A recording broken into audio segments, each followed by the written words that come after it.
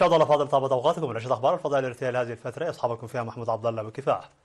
ولكن قبل ان نشر اليكم هذا اعلان عن التماس رؤيه هلال شهر رمضان. من المحتمل ان تثبت رؤيه هلال شهر رمضان مساء يوم الاحد 29 من شعبان 1445 هجريه الموافق 10 من مارس 2024 ميلاديه. وعليه فالمطلوب من جميع المسلمين أن يجتهدوا في التماس رؤية الهلال مساء الأحد، فمن رأى الهلال فعليه إثبات شهادته لدى أقرب مكتب فرعي لدار الإفتاء أو مجلس الأوقاف. فإذا ثبتت رؤية الهلال يوم الأحد فسيكون يوم الاثنين قرة شهر رمضان لعام 1445 هجرية الموافق 11 من مارس 2024 ميلادية. وإن لم تثبت الرؤيا يوم الأحد فسيكون أول رمضان يوم الثلاثاء 12 من مارس 2024 ميلادية. أعاننا الله على صيامه وقيامه وكل عام وأنتم بخير. دار الإفتاء والشؤون الإسلامية الإريترية. وبالعودة إلى نشرة الأخبار إليكم أهم وأبرز عناوينها. الاحتفال بيوم المرأة العالمي في ساوا.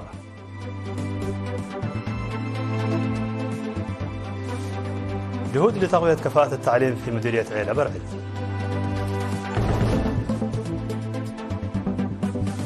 تنظيم دورة تدريبية في الزراعة الخالية من التربة بمدينة مندفرة.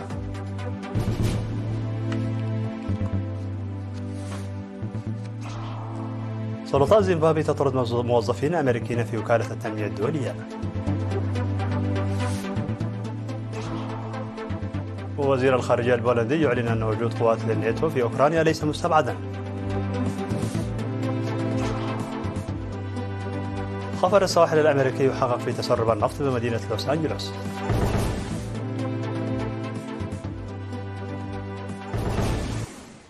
مرحبا بكم من العناوين إلى التفاصيل. احتفل مركز التعليم والتدريب في ساوا باليوم العالمي للمرأة بتنظيم عدد من الأنشطة الثقافية والرياضية والفنية. وقال قائد مركز تدريب الخدمة الوطنية العقيد لبس عقدي أن مساواة المرأة تحققت في البلاد بالتضحيات الكبيرة والمشاركة الفعلية وتم تأمينها بالقانون، داعيا المرأة الشابة للدفع بهذا الإنجاز إلى مستوى أعلى بتعزيز المشاركة في كل جوانب الحياة. وأوضحت مسؤولة الاتحاد الوطني للمرأة في ساوا السيدة دهب زرآي أن نضال المرأة للمساواة حقق تقدم ملحوظ باندماجها مع النضال من أجل الاستغلال والحقوق الإنسانية، ويجب العمل بقوة للدفع بهذا التاريخ العريق وانتصاراته الباهرة.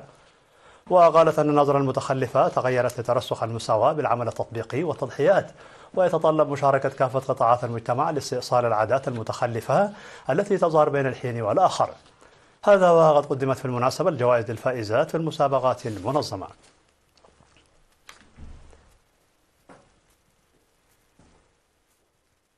أوضح مسؤول الخدمات التعليمية في عيلة برعد الأستاذ سلمون النقوسي أن الجهود تبذل لرفع جودة وكفاءة التعليم في المديرية، وأشار إلى وجود 3 مدارس على الأقل في كل ضاحية بالمديرية، مضيفا أنه يجري العمل مع جميع الشركاء لتكرار النجاح الذي تحقق في الجودة والتغطية التعليمية. وأكد أنه بدون وجود علاقة ثلاثية متماسكة وقوية لا يمكن تحقيق التغيير الفاعل، مشيرا إلى العمل على تعزيز دور أعضاء لجان أولياء الأمور في العملية التعليمية. كما أوضح أهمية المعامل وتجهيز الكمبيوترات في الكفاءة التعليمية، وقال أنه تم إدخال التعليم المعتمد على الفيديو مع توفير أجهزة الطاقة الشمسية. هذا وتوجد في مديرية عيلة برعد 13 روضة من رياض الأطفال و24 مدرسة ابتدائية و10 مدارس متوسطة و5 مدارس ثانوية بإجمالي 52 مؤسسة تعليمية تستوعب 10,588 طالبا. نظم مكتب وزارة الزراعة في مديرية مندفرة دورة تدريبية تطبيقية ل27 مزارعا نموذجيا في الزراعة الخالية من التربة. وشرح خبير الزراعة السيد محاري والبروخ في التدريب الذي نظم في 7 من مارس فوائد الزراعة الخالية من التربة لتنمية العلف الحيواني وضرورة العمل على توسيعها. ودعا مسؤول الثروة الحيوانية في الإقليم الجنوبي الدكتور عقباز كفلي المتدربين على المساهمة الفاعلة لتنمية العلف الحيواني ورفع إنتاج البيض والألبان. من جانبه أوضح مسؤول الزراعة في مديرية مندفرة السيد برخت أن التدريب جزء من جهود وزارة الزراعة لتشجيع المزارعين ورفع إنتاجيتهم، داعيا لنقل المعرفة المكتسبة إلى المزارعين الآخرين. وأكد المتدربون أن هذه الوسائل الزراعية تحل جزئيا مشكلة ضيق الأراضي الزراعية وسيعملون على تطبيقها.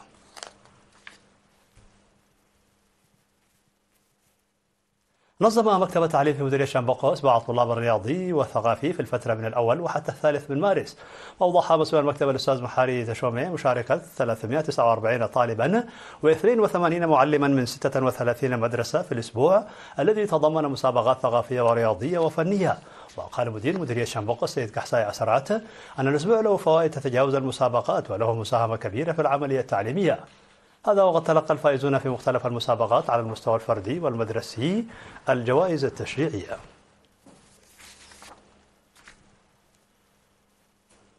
نظم في مديرية منصورة أنشطة نفير جماعي لحماية التربة وحفظ المياه بهدف رفع الإنتاج الزراعي. وأوضح مسؤول الزراعة في المديرية السيد زكريا سبراختاب أن النفير يجري في الأراضي الزراعية والمحميات بضواحي غولا وقرقر وتنشاي ومقاودة وكوريت ومنتاي وعتكوكوي وحركوك ودلك.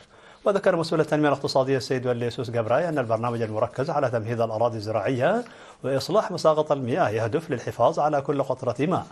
من جانبه أوضح المدير التنفيذي في إدارة مديرية منصورة السيد يمانة تسفى ميكائيل أن أنشطة حماية التربة وحفظ المياه ضرورية لمواجهة تحدي شح الأمطار الناجم عن التغير المناخي.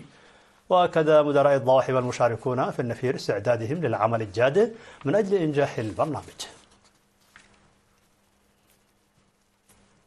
عقد قائد شرطة إقليم جنوب البحر الأحمر المقدم جيتو أم قبل صادق اجتماعات توعوية في ضواحي عصبوي وشيخ خاتو وبلينكوما في مديرية عصب لرفع درجة الوعي بالقانون ومكافحة الجريمة. وأوضح المقدم جيتو أم الجرائم والمخالفات الشائعة في الإقليم وما تسببه من أضرار اجتماعية واقتصادية، ودعا إلى تعزيز دور المجتمع للقضاء عليها. وقال أن القانون ملزم ويطبق على الجميع بالتساوي، وحث الأسر على الجدية في تربية أبنائها لخلق أطفال وشباب يحاربون الجريمة. وأوضح بأن تأمين السلام والاستقرار يأتي من خلال المشاركة الفاعلة للشعب، وأشاد بالدور الذي تلعبه الشرطة الأهلية. وحث ممثل مدير مدينة معصب السيد برهان كداني الشرطة لتعزيز علاقاتها مع الشعب، لأن دورها في منع الجريمة ليس بالأمر السهل.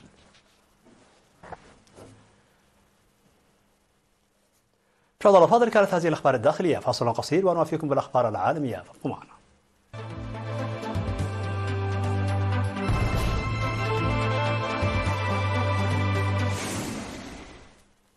مرحبا بكم على الصيد العالمي. أعلن المتحدث باسم وزارة الخارجية الأمريكية ماثيو ميلر أن السلطات الزيمبابوية احتجزت في فبراير الماضي موظفين من فريق الوكالة الأمريكية للتنمية الدولية ثم طردتهم قسريا بعد استجوابهم. وأضاف المتحدث باسم وزارة الخارجية الأمريكية أن واشنطن تعتبر مثل هذه الخطوات صارخة وغير مبررة وغير مقبولة.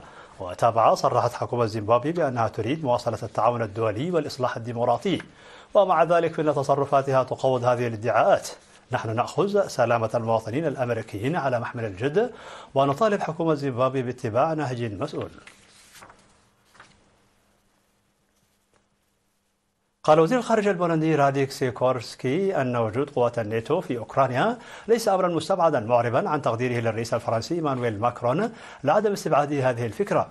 ونشرت وزارة الخارجية البولندية تعليقات سيكورسكي التي أدلى بها خلال مناقشة بمناسبة الذكرى 25 لعضوية بولندا في حلف الناتو والتي أقيمت في البرلمان البولندي. وكان الرئيس الفرنسي إيمانويل ماكرون قد صرح الشهر الماضي بأن إرسال قوات غربية إلى أوكرانيا لا يمكن استبعاده، وهو تعليق أثار ضجة بين القادة الآخرين.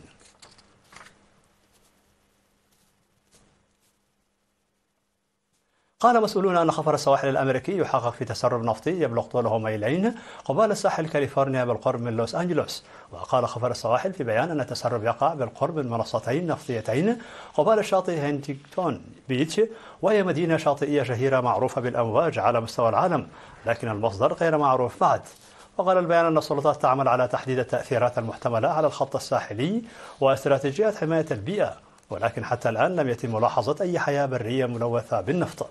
وفي عام 2021 تسرب خط أنابيب متصدع دفع بما يقدر بنحو 25 ألف جالون من النفط الخام إلى الشواطئ في المنطقة الواقعة جنوب لوس أنجلوس.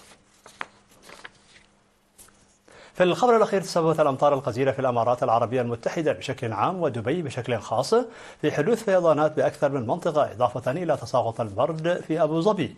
وكانت السلطات قد حذرت المواطنين من العاصفة القادمة قبل يوم واحد، مع استعداد موظفو الطوارئ لهطول الأمطار النادرة. وهطول الأمطار أمر غير معتاد في دبي، ولكنه يحدث بشكل دوري خلال الأشهر الباردة.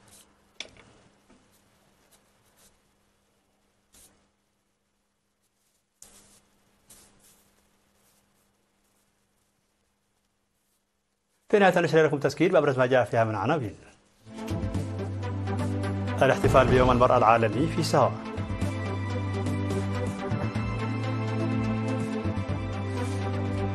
جهود لتقوية كفاءة التعليم في مديرية عيلة برد.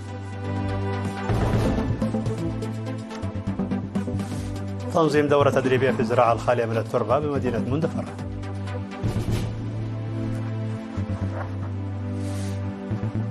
سلطات زيمبابوي تطرد موظفين أمريكيين في وكالة التنمية الدولية. وزير الخارجية البولندي يعلن أن وجود قوات للناتو في أوكرانيا ليس مستبعدا.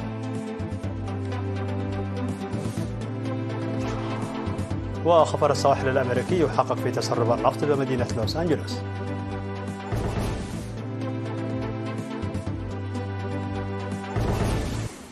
مشاهدينا الأفاضل، بهذا نكون وصلنا بكم إلى نهاية النشرة. شكرا على حسن المتابعة، دمتم بألف خير.